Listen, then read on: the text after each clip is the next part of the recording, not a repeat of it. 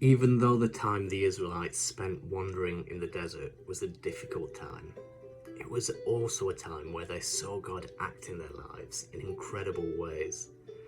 Specifically, one of the ways we see is God making a covenant, a promise with his people, where God, the artist and creator of the universe, agrees to be Israel's God.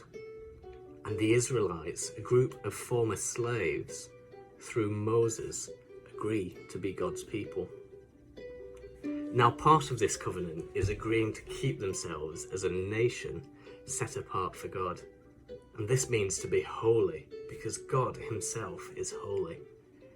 And the way they do this comes in the form of the law, a set of instructions from God on how to keep yourself holy.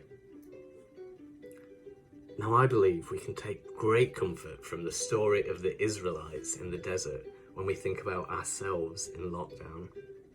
Lockdown itself is a time of difficulty, a time of change, and also a time of hope. And like the Israelites, it's a time where we could see God act in our lives. We may find ourselves with more time to search for God in different ways.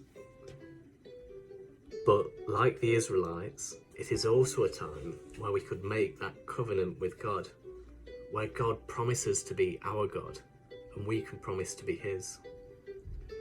But unlike the Israelites, we don't have to promise to keep ourselves holy by following a set of rules. You see, in the story of the Israelites in the Old Testament, most of what follows the desert time is them failing to keep the covenant, failing to keep the laws that would keep them holy. And so God decided himself to keep that end of the bargain. And he does so in the figure of Jesus, who was fully human. So God promises to be our God so long as we're holy, like God is holy. And Jesus promises to make us holy.